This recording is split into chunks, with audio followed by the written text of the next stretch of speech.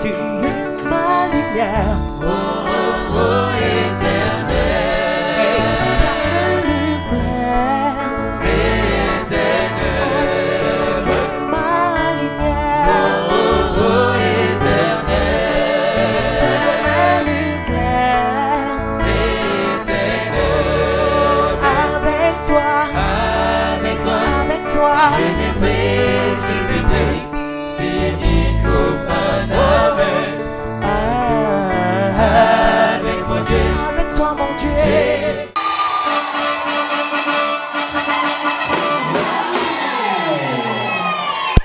Amen, la grande famille de Christ. Suivez. Nous n'allons pas prendre beaucoup de temps parce qu'il est déjà 12h24. Il y a beaucoup de choses. Il y a beaucoup de choses à faire. Amen.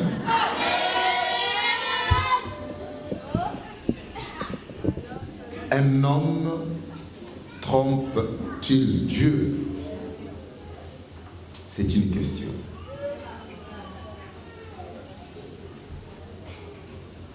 Et vous me trompez. La nation tout entière. Amen.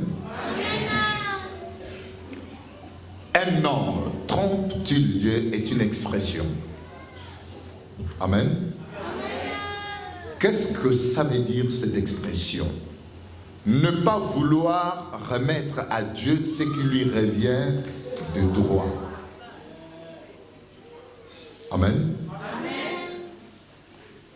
Celui seul qui n'est pas animé d'une bonne foi, de donner ou de remettre à Dieu ce qui lui revient de droit, trompe Dieu. Amen. Essayons ensemble étudier la question de Dieu et en même temps sa réponse. Voici ce qui est écrit. Un homme trompe-t-il Dieu? L'homme avec grand S, bien évidemment. Un homme trompe-t-il Dieu? Et certainement, l'homme pourra répondre non. Et Dieu rétorquant pour dire, vous me trompez, la nation tout entière.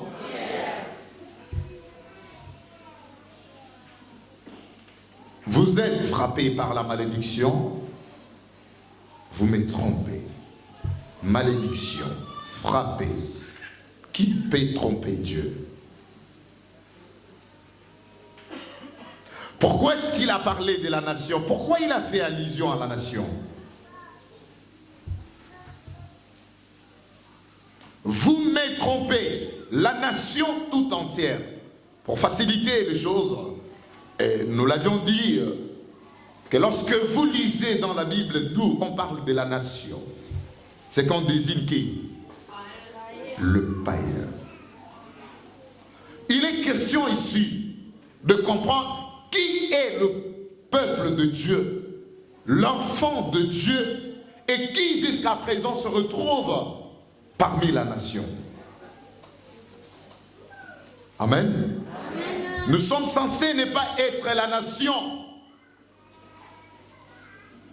mais dans nos obligations et dans notre manque de compréhension et d'envie de mettre en pratique la parole de Dieu, on se retrouve avec la nation sans le vouloir. Amen. Je les vois du sommet de rochers. Je les contemple du haut des collines. C'est un peuple qui a sa demeure à part et qui ne fait point partie de nation. Un peuple ayant sa demeure à part qui ne fait point partie des... Mais ce qui trompe Dieu, c'est la nation. Es-tu une nation ou un peuple? Amen. Tu peux être à la maison de Dieu, à l'église, mais sans être parmi le peuple de Dieu, ni parmi ses enfants. Et chacun pourra dire que je suis un enfant de Dieu. Oui, tu peux le prétendre ou tu peux prétendre de l'être. Mais si nous suivons dans le fond, en réalité, ce que l'homme doit faire pour être enfant ou être appelé enfant de Dieu, toi tu ne le fais pas. Alors sur base de quoi tu t'appelles enfant de Dieu? Ceux qui me disent Seigneur, Seigneur, n'entreront pas tous dans le royaume de Dieu. Mais ceux-là, ceux qui font la volonté de Dieu.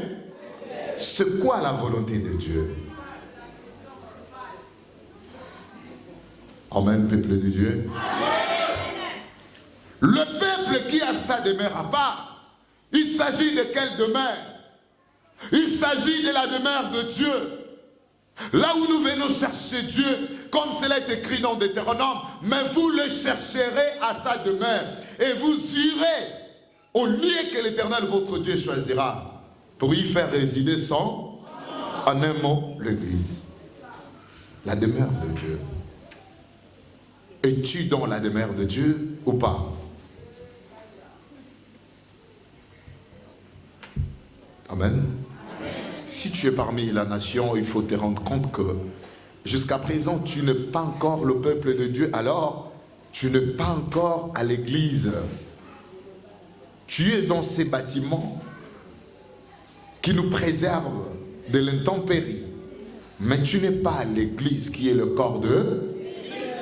Tu n'es pas encore devenu le membre du corps de... Il y a deux choses, nous allons énumérer ici, pour aller un peu plus vite. Il y a ceux-là, premièrement, qui trompent Dieu, qui sont dans la nation de Dieu. Et il y a aussi ceux-là qui font la prière comme les autres. Amen. Il dit, ceux-là qui parlent de la prospérité, qui enseignent, qui font de la prospérité leur cheval de bataille, leur priori, ne sont que des païens. Amen. Il dit, car toutes ces choses, ce sont les païens qui les règnent. Ne vous inquiétez pas. Et ne dites-vous pas, que mangerons-nous? Que boirons-nous? Et de quoi serons-nous? La prière pour l'amour de la nourriture, l'amour des vêtements et de survie, l'amour du matériel, ce sont les païens qui le recherchent.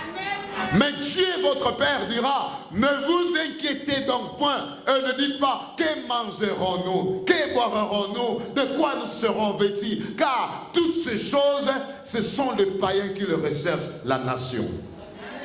Car votre Père Céleste sait de quoi vous avez besoin avant que vous le lui. Dieu sait ce que tu as besoin avant que tu n'ouvres la bouche et demande quoi que ce soit. Et c'est pourquoi il nous interdit en disant, en priant, ne multipliez pas de vaines paroles. Ce sont des vaines paroles de rappeler à Dieu ce qu'il sait déjà. Mais il est question que tu puisses faire ce qui est de la volonté de Dieu, afin que l'Éternel puisse t'accorder cela. Amen, peuple de Dieu. Amen. Car il te donnera ce que ton cœur de... C'est d'abord ça. Il n'est pas celui qui donne le contraire de ta demande. Il ne donne pas le bois à la place du... Mais pourquoi jusque-là, ce que tu demandes à Dieu, il ne te le donne pas? C'est par le non-respect de la parole et manque de mise en pratique. C'est ça. C'est quoi la dîme? Pourquoi devons-nous respecter la dîme? Cette question fait couler beaucoup d'encre. Et il y a plusieurs interprétations. Et il y en a les uns qui disent, la dîme c'était dans l'Ancien Testament. Et dans la Nouvelle Alliance, la dîme n'a pas de place, n'est-ce pas? Et il y en a d'autres qui disent qu'aujourd'hui nous n'avions plus à payer la dîme. N'est-ce pas? Parce qu'on ne donne pas la dîme, mais on... C'est quoi la dîme? La dîme n'est qu'une rétrocession. Celui qui paye la dîme est celui qui rétrocède à Dieu quelque part dans ce qu'il lui a donné pour lui dire merci. La dîme, c'est le signe de l'alliance. Écoutez bien, l'alliance de Dieu avec l'homme est liée par la dîme.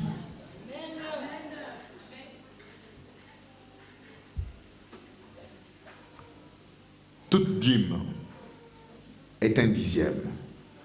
Mais toute dixième n'est pas la dîme. Est-ce que vous comprenez? Combien de fois donnerions-nous la dîme par l'année? Il y en a ceux qui parlent de la dîme annuelle, qui récoltent leur dîme ou qui entassent ça quelque part. Au fil du temps, ils vont prendre à la fin de l'année pour aller donner la dîme annuelle, n'est-ce pas? Et durant les 12 mois, il n'a pas donné la dîme. Amen.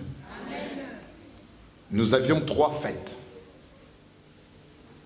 notamment la fête des semaines, celle des tabernacles et celle de Pessah. Et Dieu dira ceci: l'homme par semaine devra donner 3 fois la dîme. Le 3 fois la dîme voudrait simplement dire sur les 3 fêtes ou les 3 séances de la prière. Est-ce que vous comprenez? Nous avions le culte matinal, nous avions la louange et nous avions le culte dominical. Dans l'ancien, d'abord, la loi qui constitue la dîme ou la loi qui institue la dîme est une loi perpétuelle. Abraham qui a donné sa dîme, cela est mentionné dans le Nouveau Testament, l'histoire d'Ananias et Saphir. C'était dans l'Ancien ou dans le Nouveau? Qui a dit que cela était interdit de donner la dîme dans le Nouveau Testament?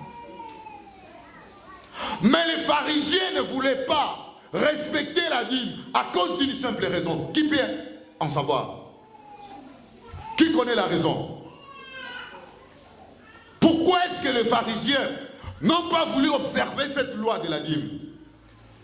Christ est venu, il a aboli la première loi qui était charnelle, mais sans oublier que la loi qui institue la dîme était une loi perpétuelle, une loi qui demeure à perpétuité, une loi qui ne pouvait pas être abolie.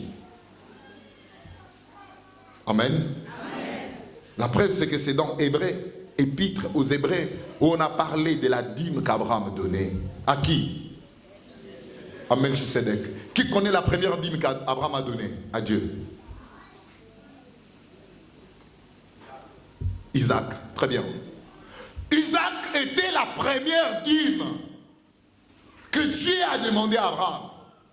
Écoutez bien, Abraham a montré à Dieu la disponibilité de son cœur.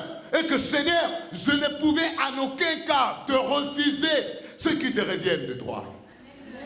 Et c'est à David qui dit, ou qui dira, qui suis-je et qui est mon peuple pour que nous te donnions des offrandes ou pour que nous t'apportons des offrandes devant tout cela t'appartient.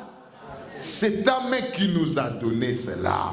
Ce que nous avions t'appartient à toi. Car nous les avions acquis par ton aide et ton soutien. Comme tout à l'heure, la référence en a parlé dans Deutéronome. Garde-toi de dire à ton cœur que c'est la force de ma main et l'intelligence de ma tête qui m'ont acquis. Souviens-toi de l'Éternel, ton Dieu, qui t'aidera à les acquérir. Pourquoi est-ce que Dieu attendait demander Isaac à Abraham? Oui, nous l'avions un jour démontré ici, en disant, Isaac fit la première dîme d'Abraham. Il a fallu qu'Abraham atteigne l'âge de 100 ans, n'est-ce pas? Sur le 100% de ton revenu, la dîme est de combien de pourcents? Il te restera combien de pourcents? 100 ans d'Abraham. Moi, Isaac, cela a donné l'âge de... Quel âge? C'est à 90 ans que Sarah a pu avoir Abraham. Et Isaac plutôt. Pourquoi est-ce que c'est une concordance, une coïncidence, ou bien c'est juste un fait hasard? Dieu a attendu à ce que Sarah ait d'abord l'âge de 90 ans et qu'Abraham ait 100 ans avant de leur donner Isaac. Et bizarrement, Isaac est appelé fils Or, l'unique chose de l'Éternel, c'est la dîme. Un dixième. C'est une chose qu'on... Je reviens, pourquoi est-ce que le pharisien ne voulait pas observer la dîme? Et ce sont eux qui ont amené ce message contradictoire par rapport à la dîme dans le Nouveau Testament. Vous comprenez? La raison est celle-ci. Les pharisiens, mot pharisien veut dire quoi? Qu'est-ce que signifie pharisien? Pharisien signifie consacré à la loi. Est-ce que vous comprenez? Les pharisiens se considéraient comme les gens consacrés à la loi. Et puisque la dîme était une chose consacrée à l'Éternel, et qu'eux aussi, ils étaient consacrés à la loi, alors ils ne trouvaient pas l'importance de respecter la dîme. Et ils se considéraient eux-mêmes comme s'ils étaient une dîme. Voici pourquoi ils n'observaient pas la dîme. Amen. Or, c'était une pire erreur. Ils n'étaient pas consacrés.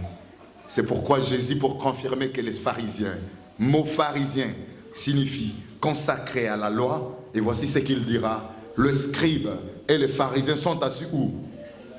Sur la chair des... Ils observaient, ils ne pratiquaient pas ce qu'ils disaient. Et ils demandaient aux gens d'observer et de pratiquer ce qu'ils disaient et non ce qu'ils faisaient. Ces termes vous disent quelque chose. Hein? Faites ce que vous entendez et non ce que vous voyez. Ça vous rappelle quelque chose, n'est-ce pas? Les pharisiens. Les scribes et les pharisiens sont assis sur la chair de Moïse, faisant pratiquer aux gens ce qu'ils disaient et non ce qu'ils faisaient. Pourquoi est-ce qu'ils sont assis sur la chair de Moïse? Qu'est-ce que ça voudrait dire, cette expression, être assis sur la chair de Moïse? Le papa, qu'est-ce que vous comprenez par cette expression, être assis sur la chair de Moïse? Être assis sur la loi. Or, la loi possédait des choses à venir. C'était l'ombre des choses à venir. Et ils sont assis sur la loi. Et c'est pourquoi il est écrit, la loi a été donnée par qui? Par Moïse. La grâce et la vérité sont venues avec qui? Jésus-Christ est là. Il nous est avantagé d'être assis sur la vérité et sur la grâce. Mais la grâce n'a pas ôté le péché. La grâce a accordé un petit temps de se convertir. Car la colère de Dieu s'est tapée. Ésaïe 12, chant 2. Tu diras en ces jours-là, je te loue éternel, car tu as été irrité contre moi. Et ta colère s'est apaisée, et tu m'as consolé. Oh, tu diras.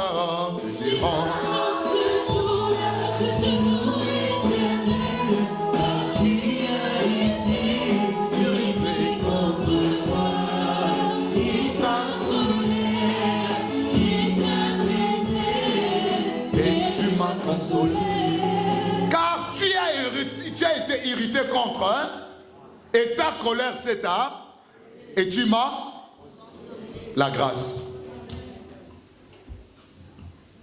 La colère de l'Éternel s'est levée fortement lorsque quelqu'un n'obéit pas à la dîme, lorsque quelqu'un n'observe pas la dîme. À l'instant, Dieu est châtié. Amen.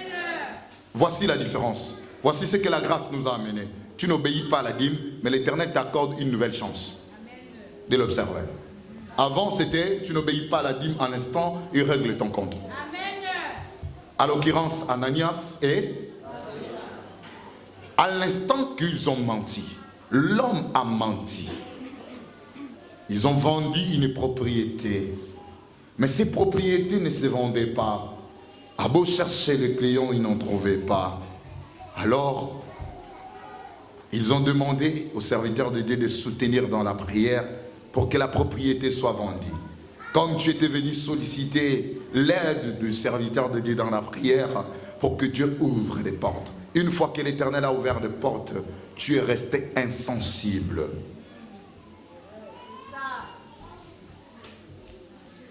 Ils ont prélevé une somme. Ils ont estimé que la somme qui revenait à la dîme, c'était très élevé. Il ne fallait pas donner une telle somme. Comme toi, tu donnes la dîme que quand c'est 100 000, quand c'est 10 000, quand c'est 5 000. Les jours que c'est 1 million, le jour que c'est 2 millions, tu ne peux pas donner la dîme parce que c'est beaucoup. L'infidélité devant l'Éternel.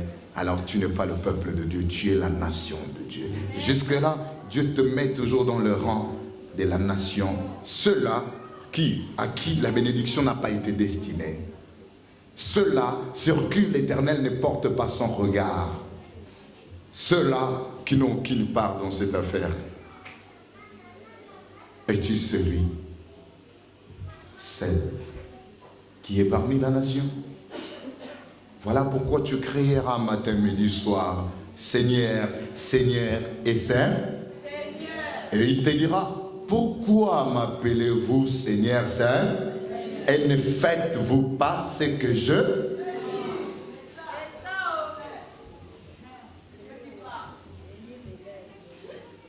La loi a tellement pesé sur les gens, au point où les gens ont oublié d'observer ce qui est sacré à l'Éternel. Écoutez bien, la dîme, on dit, c'est une chose consacrée. Qu'est-ce que vous entendez par une chose consacrée? Quelque chose qui a une connotation double, qui a une importance capitale aux yeux de l'Éternel. Détrompe-toi, papa, la dîme est une loi perpétuelle.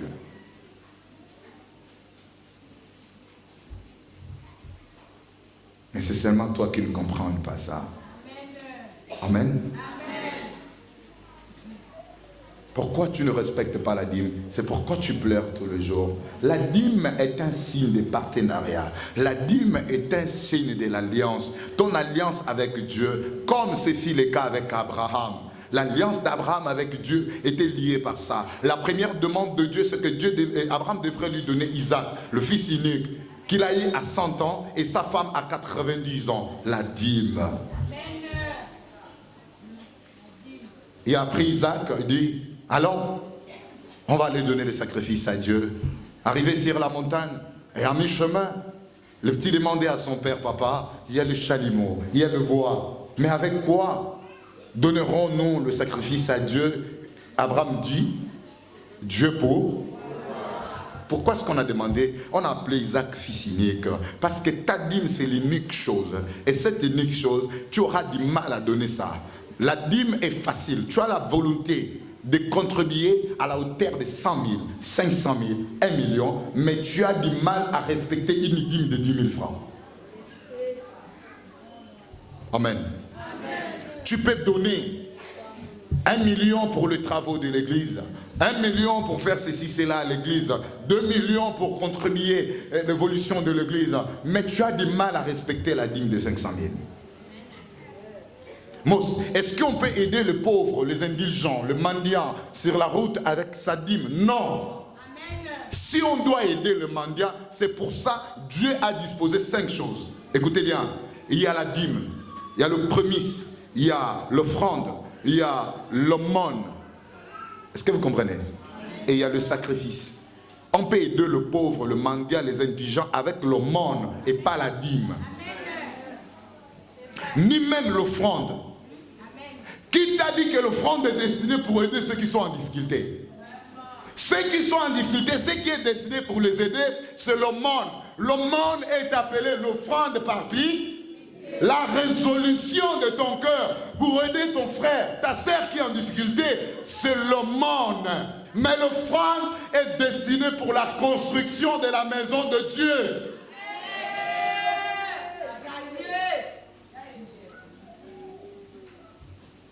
Beaucoup font des erreurs. Écoutez, je l'ai toujours dit. Vous venez à l'église, vous me trouvez gravement malade. On doit m'amener à l'hôpital, il n'y a rien. Et sur vous, vous n'avez que votre dîme. Vous n'êtes pas plus bon que Dieu. Vous pouvez d'ailleurs précipiter ma mort en prenant votre dîme pour aller me soigner avec. Car dans votre dîme, écoutez, il y a une importance capitale dans ça. Il n'y a pas que votre dîme, mais il y a aussi ce qu'on a. Est-ce que vous savez que dans votre dîme, il y a ce qu'on appelle la part de l'Éternel, l'offrande. Et il y a ce qu'on appelle une dîme de la. Dans votre dîme, là-dedans, il y a une dîme qui doit être prélevée dans la dîme. Et cela est appelé dîme de la dîme. Et il y a une offrande qui doit être prélevée dans votre dîme. Est-ce que vous le savez? Et cela, écoutez bien, écoutez-moi bien. Ce qui est prélevé, ni moi, ni Moté, ni aucun serviteur n'a le droit d'y mettre la main. Ça apporte la maladie, la mort et la sécheresse. Écoutez bien ce que ça apporte. La maladie, la mort et la sécheresse. Et lorsque vous mettez la dîme, avant que cette dîme ne soit touchée, il y a quelque chose qui se passe, il y a une cérémonie. La cérémonie, c'est quoi? La cérémonie de la bénédiction. Car dans votre dîme, il y a ce qu'on appelle les interdits. Et aussi longtemps que cette dîme n'a pas été bénie par lui-même.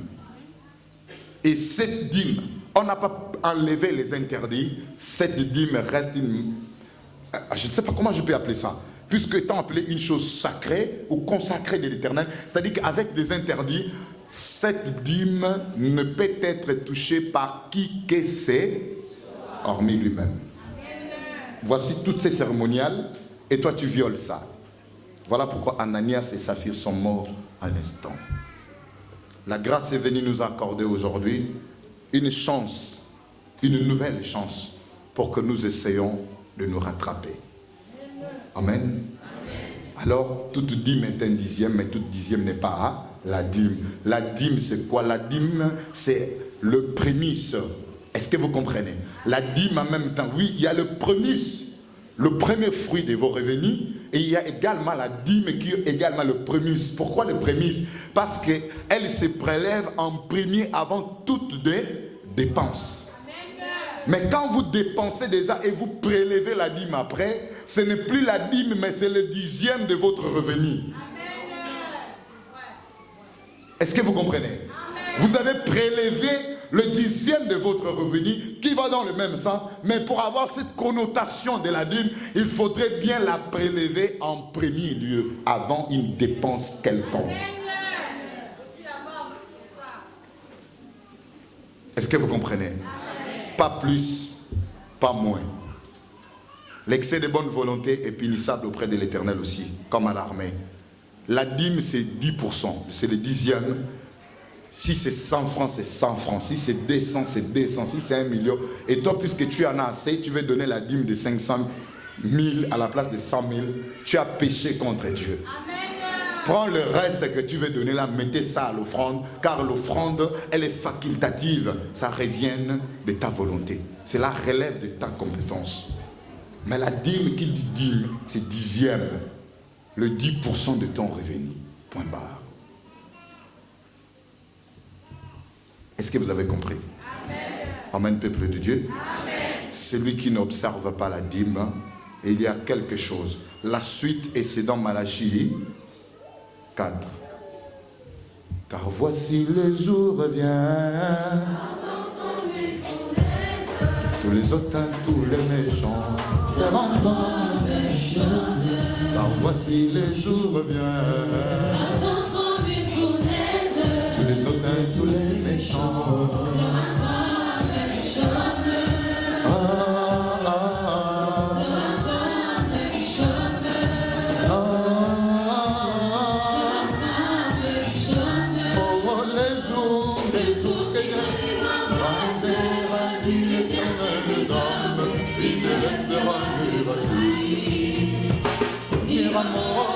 Mais pour qui craignent mon nom s'élèvera les soleils, soleil, soleil.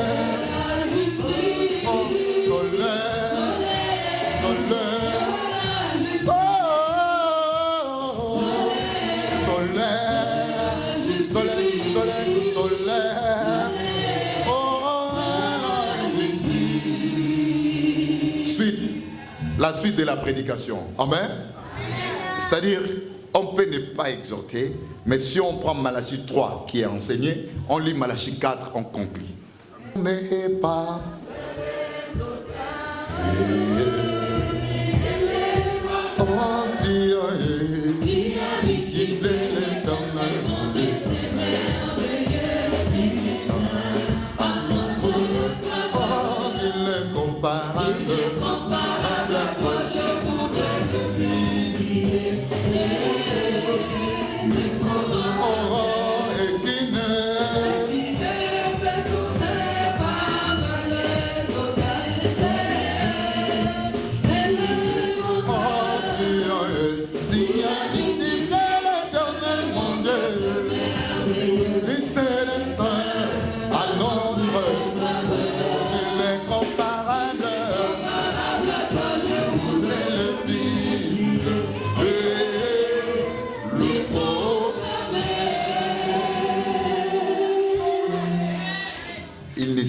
Il ne se tourne pas vers les hautains et le moqueur.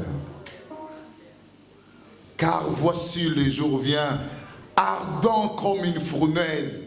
Tous les hautains et tous les méchants seront comme du chaume. Papa, voici pourquoi tu es comme du chaume. Tu brilles vite. Un petit vent, ça te touche vite. Une petite sécheresse, ça t'attrape vite. Je suis sec. Tous ces derniers temps, je suis sèche. Je ne comprends plus rien. Mes mains sont sèches. Amen. Le jour vient ardent comme une fournaise. Et l'Éternel verrouille tout. Et il brille tout. Tu voyais venir une bénédiction, mais à quelques mètres de là où tu es, la bénédiction se dissipe. Tu attendais quelque chose de la part de l'Éternel. Aussitôt, l'histoire s'est arrêtée à mi-chemin. Plus de suite pour ça. Amen. Vous êtes frappés par la malédiction.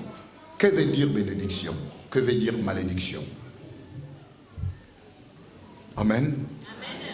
La bénédiction de l'Éternel, c'est quoi? C'est bénéficier de ce que l'Éternel a promis. Et qu'est-ce que Dieu t'a promis? Es-tu bénéficiaire de ta promesse? Est-ce que ta promesse est déjà réalisée? Non. La désobéissance attire la malédiction. Ne pas bénéficier de ce que Dieu t'a promis. La malédiction t'a amené tout ce qui est mauvais. Amen. Car l'obéissance mieux vaut que... Est-ce que vous avez compris? Ceux qui mangent la dîme creusent une fosse.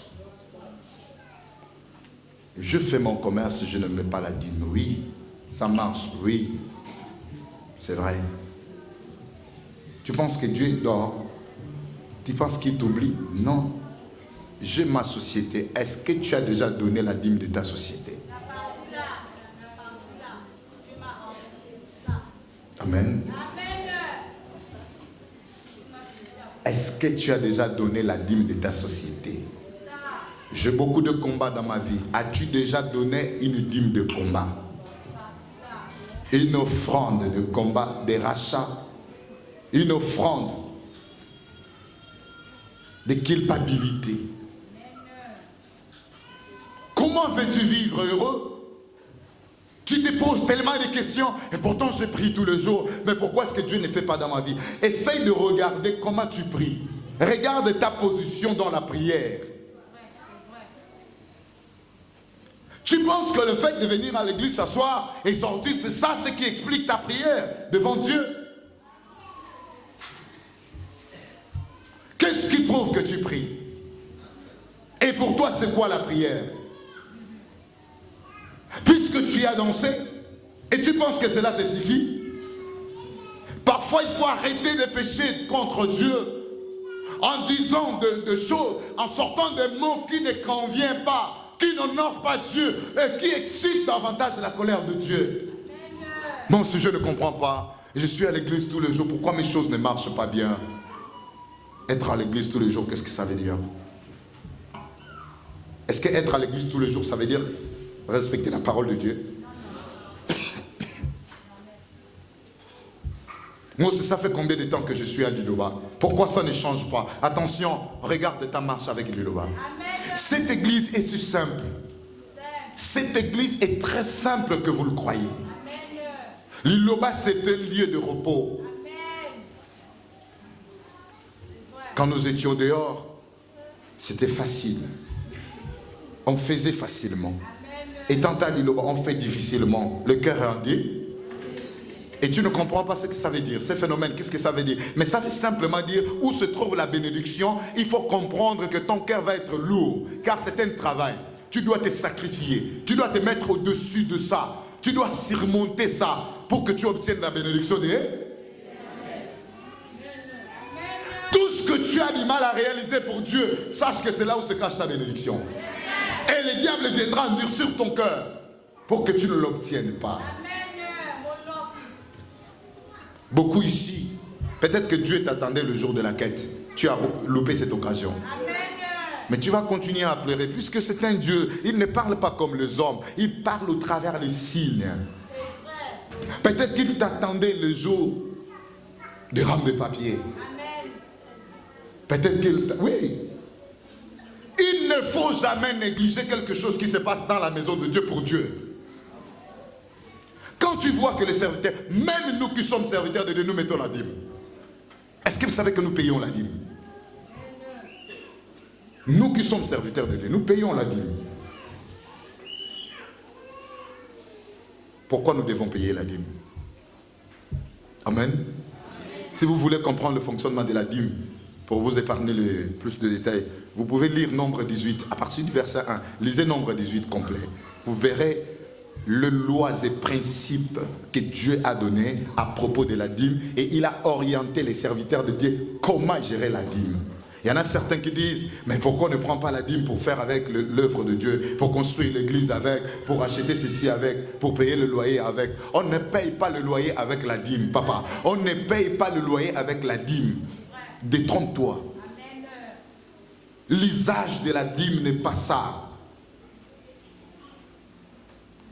Tu peux faire longtemps dans cette église, mais est-ce que tu observes?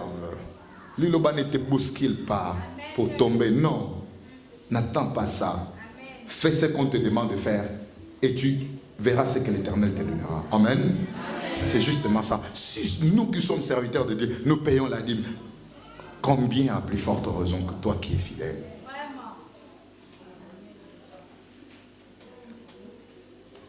Amen. Est-ce que vous avez compris?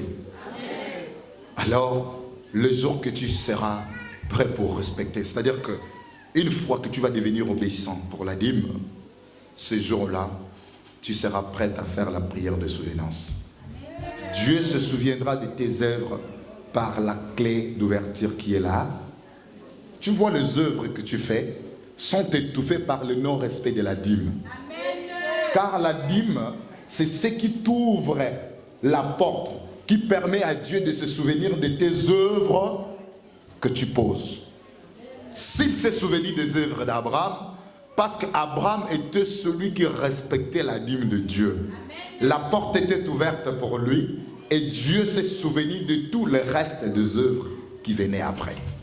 Tu poses bien les œuvres, mais il faudrait que ces œuvres soient validées. Il faudrait qu'une porte de bénédiction soit ouverte pour que l'Éternel se souvienne de ses œuvres. Avant qu'il se souvienne des œuvres de Néhémie, qu'est-ce que Néhémie avait fait? Premièrement, sa dîme. Et c'est là où il a fait la prière de souvenance. Oh, souviens-toi de moi, mon Dieu. À cause de cela, n'oublie pas mes actes de piété et des choses qui doivent être observées. Une dîme de 100 francs peut te créer beaucoup de problèmes. Souviens-toi que c'est un petit oiseau qui a ramené les enfants d'Israël dans l'esclavage. Ils ont souffert pendant 430 ans jusqu'au désert. Un petit oiseau. Dieu a demandé à Abraham de découper tout le bétail. Il en a fait. Arrivé autour d'un petit oiseau, pour lui, il a estimé que ce qu'il a fait, c'était grand. Et le petit oiseau ne pouvait pas servir à quelque chose. Or, Dieu n'attendait que ce petit oiseau. Et lorsqu'Abraham a relâché l'oiseau, et l'Éternel dit, Abraham, qu'est-ce que tu as fait? C'est cet oiseau que j'attendais. Dieu, c'est petit. Regarde tout ce que j'ai mis à ta disposition. Il dit non, tout ceci, je ne vois pas ça sans ces petits oiseaux. Va me chercher ces petits oiseaux. Il va le trouver où? Je t'ai dit, ta 4e génération ira en esclavage. Souffrira pendant 400. Quel avenir que tu construis pour tes enfants? À cause d'une petite dîme. Ça compromet tout. Amen. Une petite dîme, ça compromet tout. Mose, quand est-ce qu'on peut donner l'offrande? À chaque moment, tu te sens dans la détresse. Tu te sens dans le besoin. Tu te sens dans l'incapacité de faire, de réaliser ceci ou cela. Tu dois te lever et aller vers Dieu avec ton offrande. Car il y en a plusieurs types d'offrandes. Il y a l'offrande de combat. Il y a l'offrande de rachat. Il y a l'offrande de culpabilité. Est-ce que vous comprenez? Il y en a plusieurs types dont je vous épargne le détail. L'offrande de rachat. Nous, dans notre famille, nous sommes dans une marmite, nous sommes dans un coffre, nous sommes dans une malédiction, nous sommes dans une association, nous sommes dans ceci, nous vivons ceci, nous vivons cela. On ne se marie pas. À 30 ans, quelqu'un doit mourir. On ne peut pas avoir le diplôme. Ou on a des diplômes, on ne peut pas travailler. Ou on a le mariage, on ne peut pas enfanter. On n'a pas le mariage, on ne doit pas enfanter. C'est des liens familiales. C'est sorcellerique. Tellement que tu ne sais quoi faire pour arrêter ça. Tes enfants viennent tomber là-dedans. Tu es en train de vieillir. Tu es en train d'expirer. Mais tu n'as pas réparé cette situation. Ta progéniture, même si tu les as laissés les immeubles, ils mourront comme de la bétail. Tu dois faire de ton mieux à effacer ton nom dans cette liste nocturne. Une fois que ton nom est effacé, et les noms de tes enfants sont également et ceux qui viendront après seront épargnés de cette malédiction. Vos parents, vos arrières n'ont pas pu vous sortir de là. Ils n'ont pas pu faire quelque chose pour vous épargner de là. Vous êtes tombés là-dessus. Et les enfants viennent tomber là-dessus. Il y en a des gens qui sont ici. Quand vous regardez votre fille, vous avez l'impression que c'est vous-même quand vous étiez jeune. Elle vit tout ce que vous avez vécu dans le passé. Elle endure tout ce que vous avez enduré dans le passé. Elle passe de déception en déception comme vous-même. Et au finish, après, elle reste comme ça. Après 2 enfants, elle ne parvient plus à coucher comme vous-même. Et quand vous regardez, mais vous n'avez seulement pas le courage de lui dire la vérité, que cette vie dont tu es en train de vivre, je l'ai vécue moi aussi. Parce que tu n'as pas su faire prévention. Une prévention pour empêcher que les enfants se retrouvent là-dedans. Amen. À chaque fois que tu décroches un travail, au trop pour toi c'est 6 mois. Mais sinon, 3 mois. On doit te mettre dehors. Tu dois te mettre à chercher encore.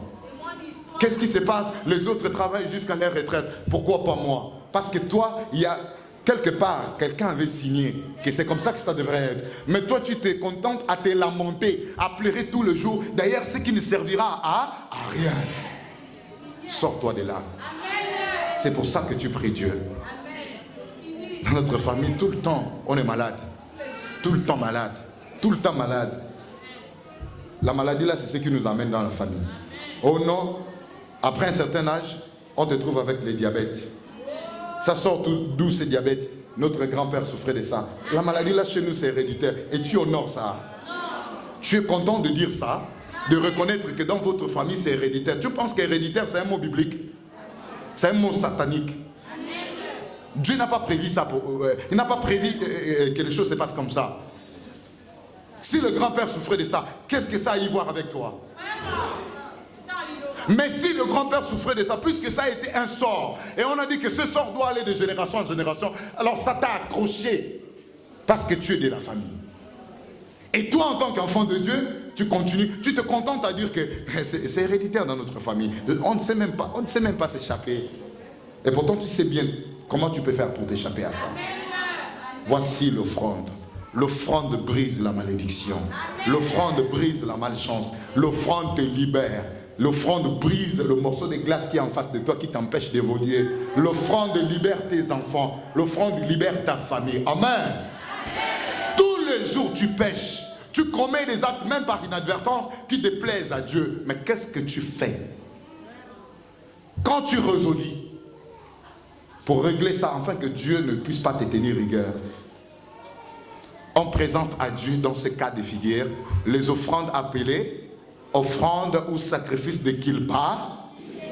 Tu te rends coupable devant Dieu et tu dois présenter une offrande de culpabilité. Arrêtez de dire Seigneur pardonne-moi.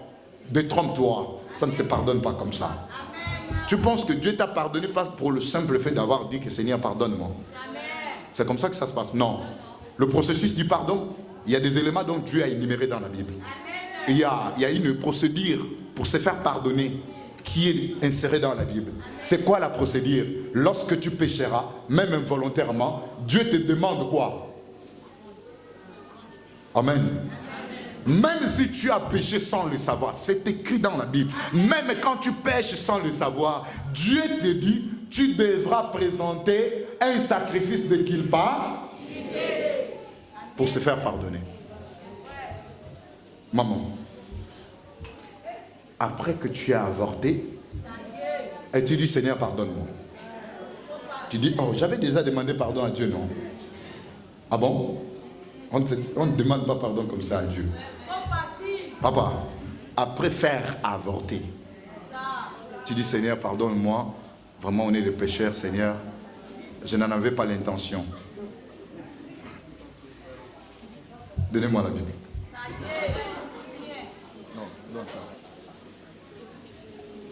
On n'avait pas besoin de toucher la Bible, mais il faut lire, n'est-ce pas? Lévitique chapitre 5.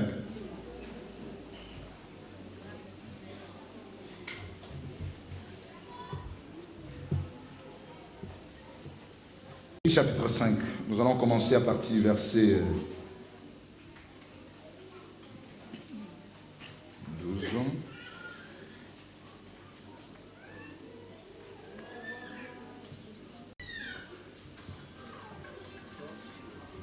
À partir du verset 14 jusqu'au verset 15, on descend doucement. Écoutez, maman, amen. Arrêtez de dormir. Écoutez.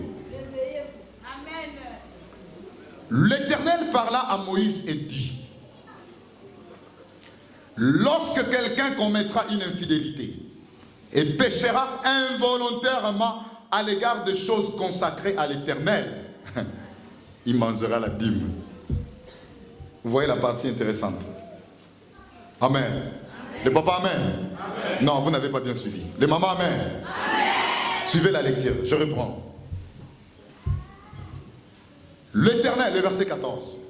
L'Éternel parla à Moïse et dit, lorsque quelqu'un commettra une infidélité et péchera involontairement à l'égard de choses consacrées à l'Éternel.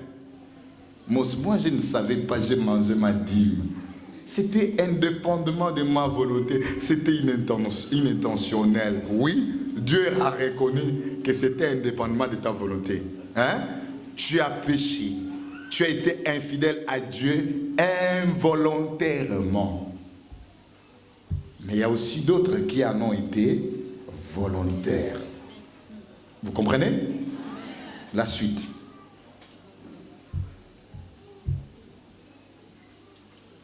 À l'égard de choses consacrées à l'Éternel, il offrira en sacrifice des culpabilités à l'Éternel pour son péché. Un bélier sans défaut, pris du troupeau d'après ton estimation, en cycle d'argent, selon le cycle du sanctuaire.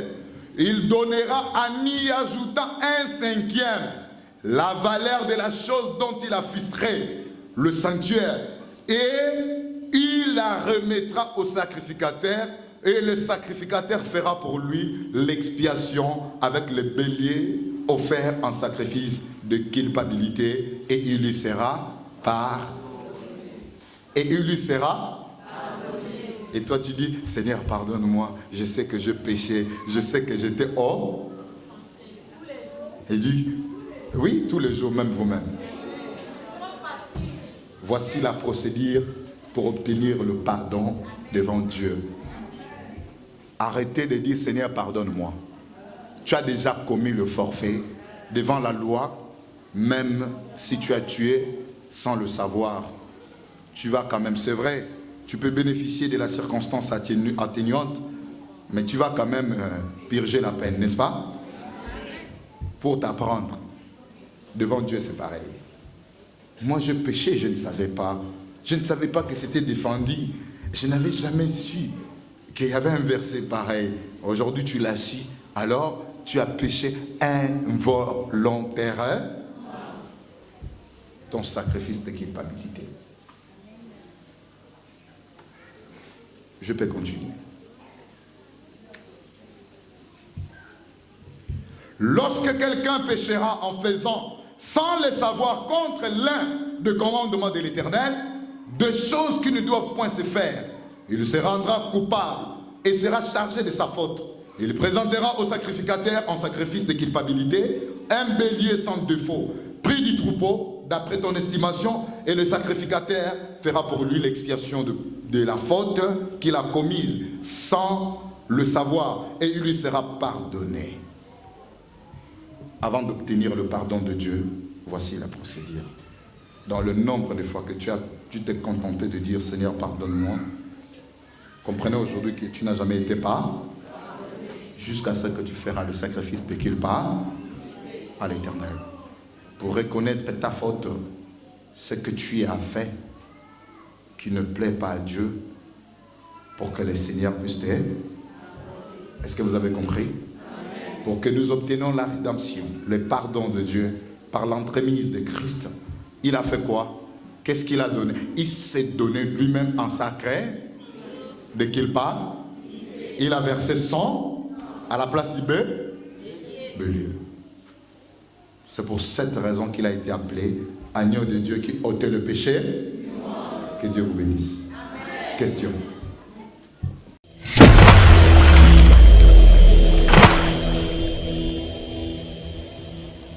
Oui, tu es ma lumière. Oh, oh, oh, éternel. Et ça me plaît. Éternel. Tu es ma lumière. Oh, oh, éternel. Amen, peuple de Dieu. Amen, esprit. Ma question, c'est pas tant que tel. C'est dans Ézéchiel 47, verset 12.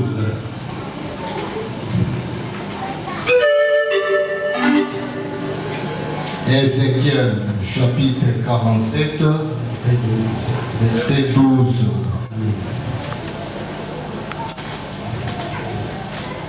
Il est écrit ainsi: sur les torrents, sur les bords de chaque côté, croîtront toutes sortes d'arbres fruitiers.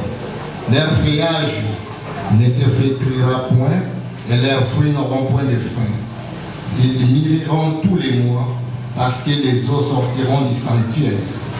Leurs fruits serviront de nourriture et leurs feuilles de remède. La question. Explication spirituelle. Amen.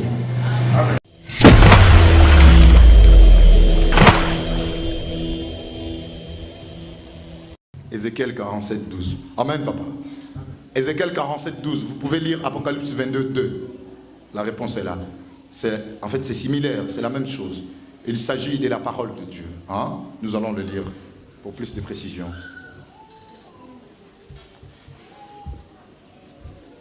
« 47, 12. Sur le torrent, d'abord, le torrent sert à sortir de l'eau. Vous comprenez? Et cette eau, qui n'est autre que la parole. Vous comprenez?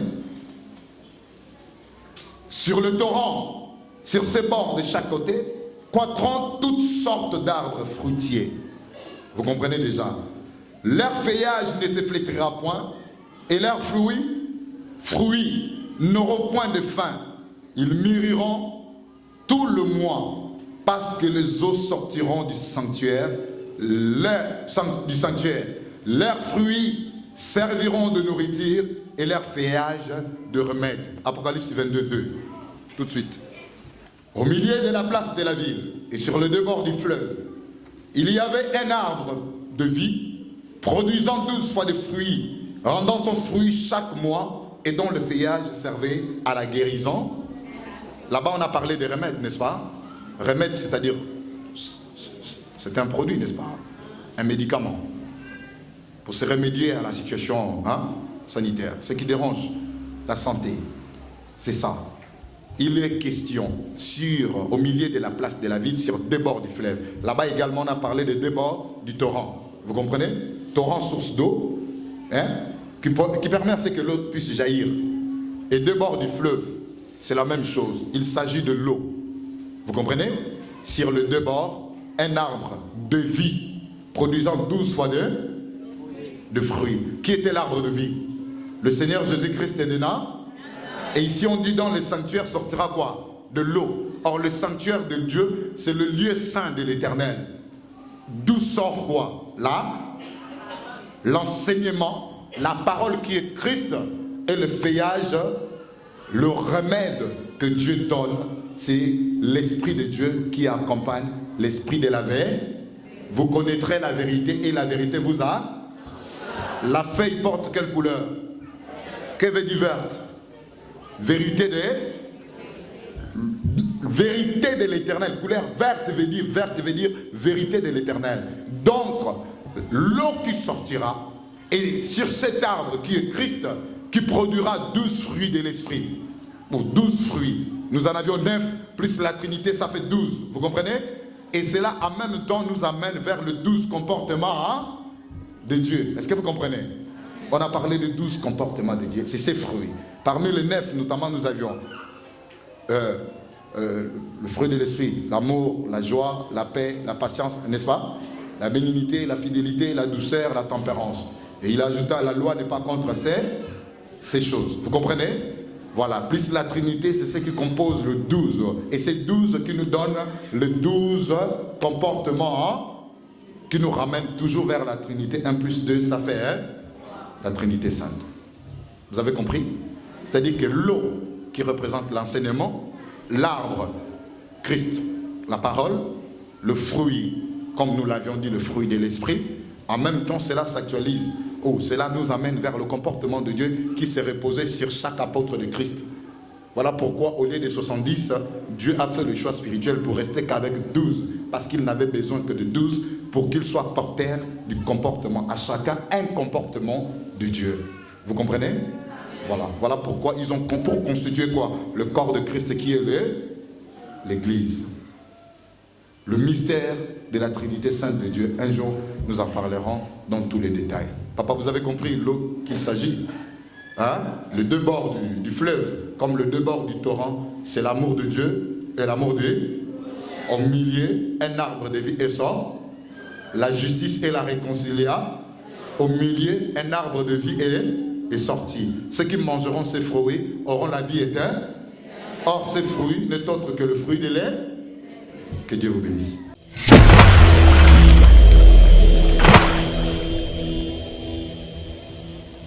Oui, tu es ma lumière.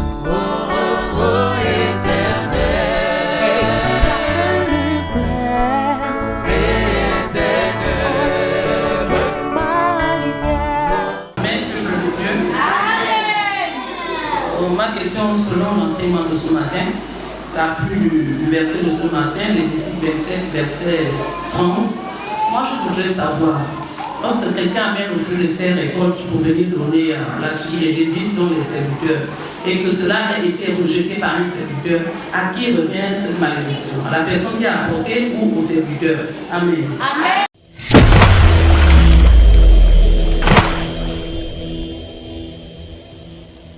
Amen.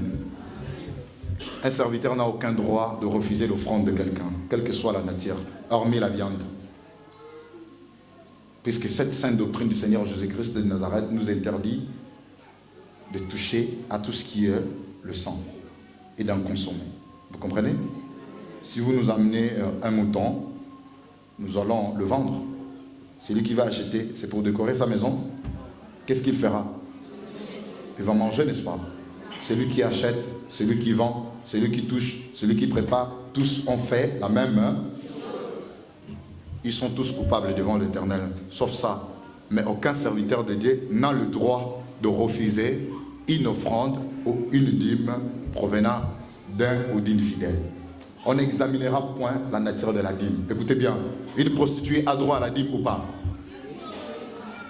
Un voleur. On t'a volé puis mettre la dîme. Tu dis si. Un voleur a droit à la dîme. Le papa, un voleur doit mettre la dîme. Maintenant dans sa prière, il va dire quoi? Que Dieu le bénisse, qu'il lui donne encore de quoi? De faire quoi? Cette fois-ci, il viendra voler chez le papa qui a dit qu'il a droit à la dîme. Amen. Écoutez bien.